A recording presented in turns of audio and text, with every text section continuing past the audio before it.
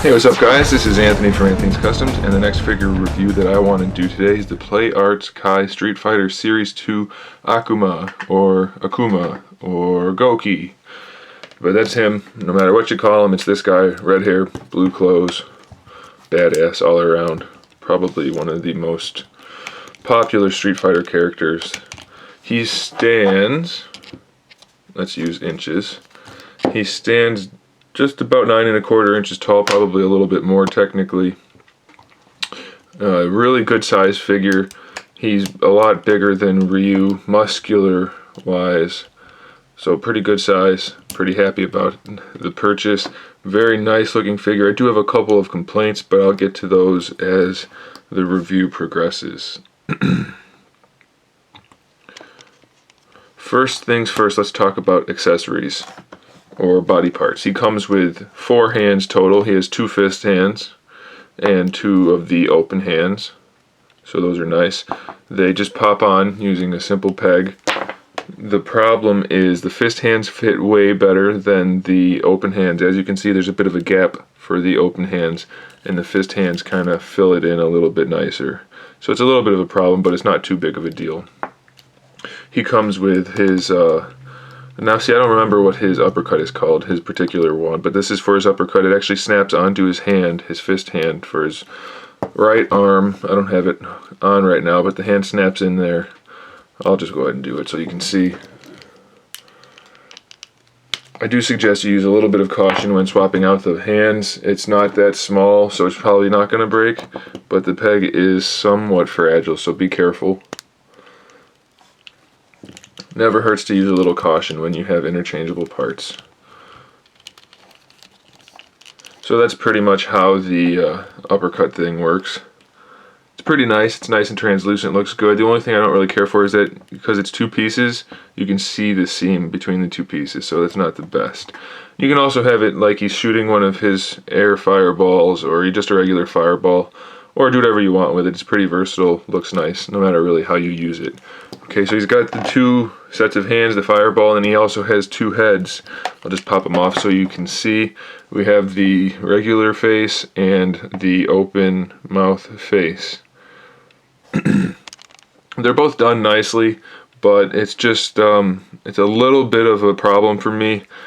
This one looks better, I think. This one looks a little less good. They need more hair on the front, I think. It just gives him like a really big forehead, and the head looks kind of misshapen. I don't care for the way they did the hair. It could have been a little bit bigger, that's great. It could have been a little bit bigger, a little bit more accentuated. The face itself, though, isn't too bad. I like the face. I think that the forehead just, it looks a little bit off to me. They gave him too much forehead going forward and not enough shape going up. His head seems kind of short above the, I don't know, it seems like it needs to be filled in at the top a little bit more. It just seems off, I'll put it that way. Now some people don't think that. I just get a kind of a weird vibe from it. So either way, if you put it on, which obviously you would have it on, and if you tuck his chin down a little bit to make him look down, it doesn't look bad. The colors don't quite match up on the face and on the neck, but it's not so obvious as it is on the camera in real life. And as long as you have the head looking down, it looks pretty good. If you have it look up, which you can't really do too much anyway, but it makes the head look just kind of out of proportion. So you can play with it, and it looks fine really once you have it on the figure, so it's not too big of a deal. Neither of the heads really match the neck perfectly, but like I said, it's not that obvious once you have it in your hand. So it's okay. Now, the necklace he came with is just solid rubber plastic. It's all one piece, so it's not very flexible at all. And it has a peg in it, and it connects into his back. It's glued in there. It doesn't sit right, in my opinion, the way it was in there. It just didn't look quite right. I wanted it to kind of sit a little higher. So I undid the peg, and I'll probably just get it off. And I like to have the beads sit like that, just a little bit higher. You can even leave the peg on there, and it kind of just holds them in place. But I like the beads to sit a little bit higher on his neck than to be tucked down like that. But either way, it's fine. That's up to you. You could actually make your own necklace. I've done this before for another Akuma figure with just some string, and you can go buy some beads at any craft store, some wooden beads, and they look just like the prayer beads in the game.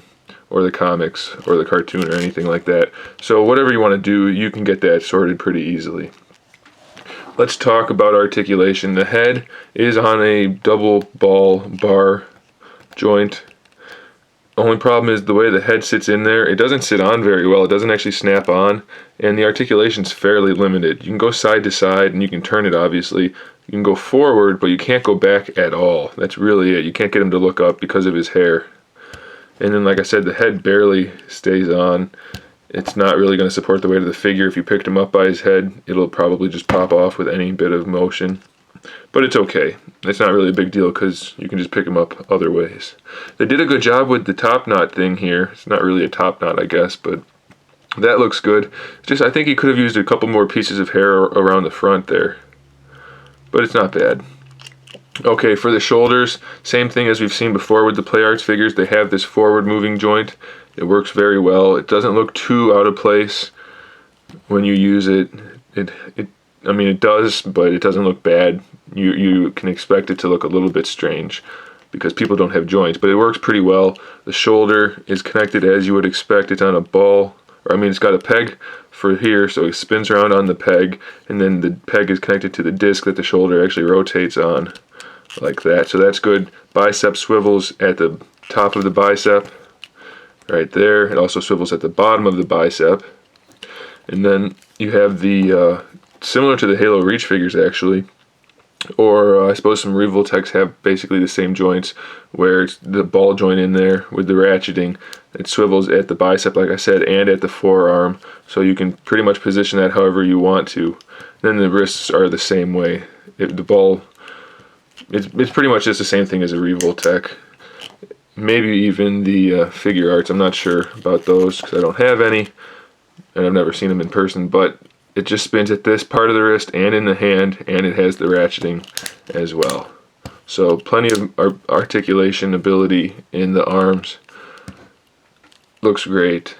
It looks really good when you have them bent. When you have them straight out, it looks a little chunky, a little clunky, but it's not bad. Definitely not a problem. He has the double ball bar joint in the torso, just like in the neck. Pretty good range of motion there, side to side, forward, back, rotation, everything. The the lower torso is basically the same joint again. Another ball joint. Bar ball joint, so it has a full range of motion. Not as much side to side, but it does spin and go forward and back, and it's pretty nice. His groin piece is floating just like the rest of most of the Play Arts figures, and you can kind of see it if you look in there. Hopefully you can see this is a separate piece from all of the guts in there that let the legs actually work, and that allows for the articulation to be effective. He's got the ball joints that come through on both sides for the hips. The hip snaps in, and then the thigh actually rotates around that. So you have the full range of motion from the ball joint, and then you have the thigh that rotates on top of that as well. So good range of motion there. It does get in the way a little bit because it's kind of stiff, but you can get the legs pretty far, you know, pretty much however you want to, and it's effective, so that's fine. The knees, double knee joint, just like any action figure, really. I do think they could have done this a little bit better. They're not known for having good knee joints, and this definitely could have been finished. You know, if that came down and around a little bit more, it wouldn't have this big gap here. So you can't really use that all the way if you want it to look good, but it's still effective and it's okay.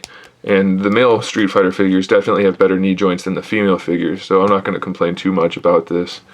The ankle, well, the shin, first the shin, it rotates inside the pants there. The ankle is the same thing as the wrist. It rotates at the top of the ankle, in the foot, and then it has the ratcheting.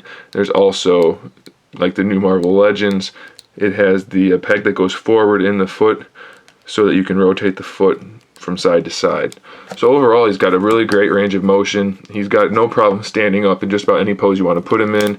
His feet are nice and flat, and he's relatively stable. The joints are pretty firm, and since they're ratcheted, you don't have to really worry about them falling.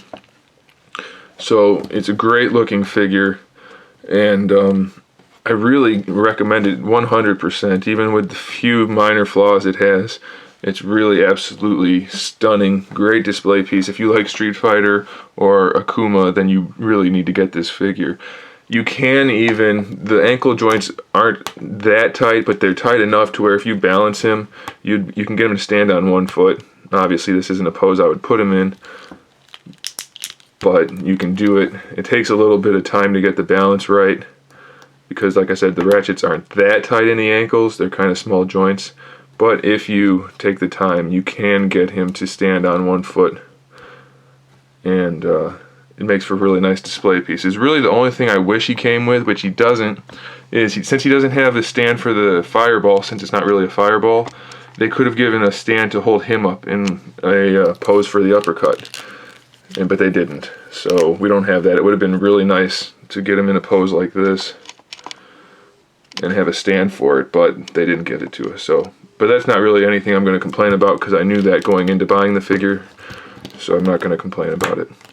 So there he is in all of his glory. Akuma or GOUKI or whatever you want to call him. Probably the best figure of him to date of any line, so I definitely recommend you get it. It is a little bit pricey, but I think it's worth it, so there's my 2 cents on it. Thanks for watching, guys. Stay tuned for the rest of the videos, and in the meantime, keep collecting.